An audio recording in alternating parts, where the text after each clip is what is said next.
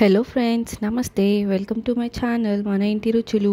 ఈరోజు మనం ఉగాది రోజు ఎంతో స్పెషల్గా చేసుకునే టేస్టీ భక్షాలు చూస్తున్నామండి. చాలా సాఫ్ట్గా, చాలా టేస్టీగా వస్తాయి. మరి ఈ భక్షాలు ఎలా చేయాలో చూద్దామా? ఈ భక్షాల కోసం శనగపప్పు, బెల్లము అండ్ పిండి తీసుకుంటున్నానండి. ముందుగా ఒక కుక్కర్లో 1 గ్లాస్ శనగపప్పు తీసుకోవాలి. అందులో వాటర్ పోసుకొని క్లీన్గా కడుక్కోవాలి.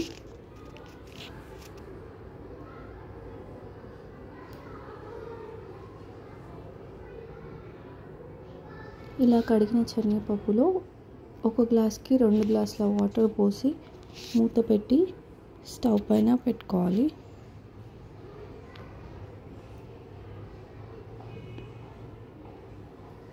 ఒక 4 to 5 విజిల్స్ వచ్చే వరకు పెట్టుకోవాలి. అలా పప్పు ఉడుకుతున్న టైంలో ఇంకో బౌల్లో 1.5 గ్లాస్ పిండి వేసుకోవాలి. ఇందులో కొంచెం ఉప్పు వేసుకుంటున్నాను. ఒక 3 స్పూన్స్ ఆయిల్ వేసుకోవాలి. ముందుగా ఇవి పౌడర్ లాగా కలుపుకోవాలి. ఆ తర్వాత వాటర్ వేసి చాలా మెత్తటి ముద్దలాగా కలుపుకోవాలి.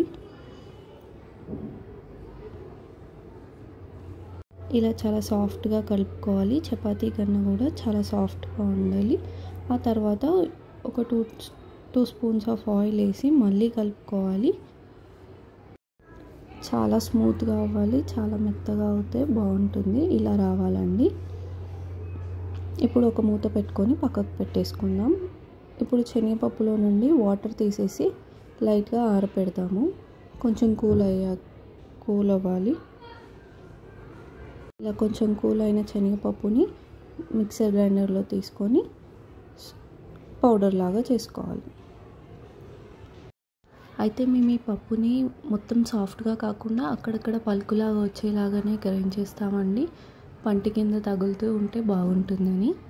ఈ టైంలో మీరు సోంఫ్ కావాలంటే కూడా వేసుకోవచ్చు. ఇలా నెక్స్ట్ ఒక బౌల్లో ఒక గ్లాస్ బెల్లం వేసుకోవాలి.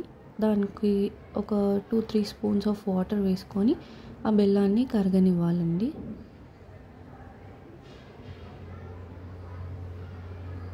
అయితే ఈ పప్పులో మీరు సోంఫ్ కూడా వేసుకోవచ్చు. నేను వేయలేదు. ఇలా కరిగిన బెల్లాన్ని వడగట్టుకుందామండి. అందులో కొంచెం చెత్త ఉంటుంది కదా, అది వెళ్ళాలని.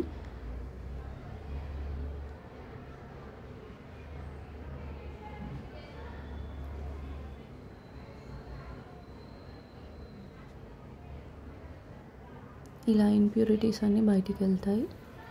ఆ తర్వాత ఆ పప్పుని తీసుకొని ఆ పాకంలో వేసి ముద్దలు లేకుండా స్మూత్గా కలుపుకోవాలి.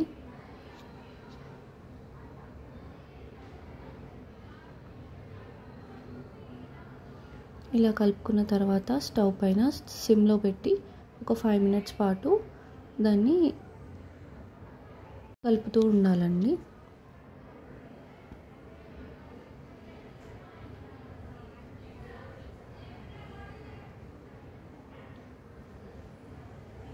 ఈ కన్సిస్టెన్సీ వచ్చేస్తుంది. ఈ తర్వాత ఇది చల్లారనివ్వాలి. ఈ పప్పు చల్లారాక పిండిని ముద్దలాగా తీసుకొని ఇట్లా వెడల్పు చేసి అందులో ఆ పూర్ణం బాల్ని పెట్టి క్లోజ్ చేయాలి.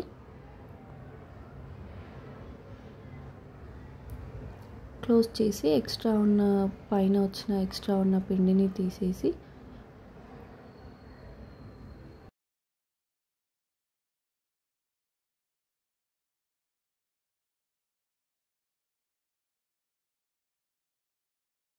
ఇప్పుడు ఒక కవర్ తీసుకొని దానిపైన నెయ్యి వేసుకొని ఇలా చేయితో కొట్టాలి అండి.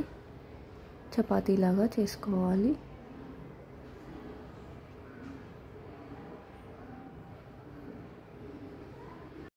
అయితే ఇలా హ్యాండ్తోనే కాకుండా ఇలా పైన ఇంకో కవర్ వేసుకొని ఇలా స్ప్రెడ్ చేసినా కానీ చాలా ఈజీగా వస్తుందండి. మన పిండి స్మూత్గా ఉంటే ఇలా ఇలా స్ప్రెడ్ చేసినా కానీ ఎంత సన్నగా కావాలంటే అంత సన్నగా మంచిగా వస్తుందండి.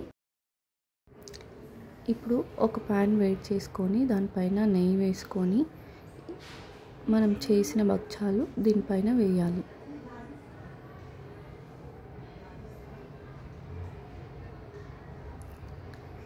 ఇలా వేసి 2 సైడ్స్ మంచిగా ఆయిల్ ఆర్ నెయ్యి వేసుకొని కాల్చుకోవాలి.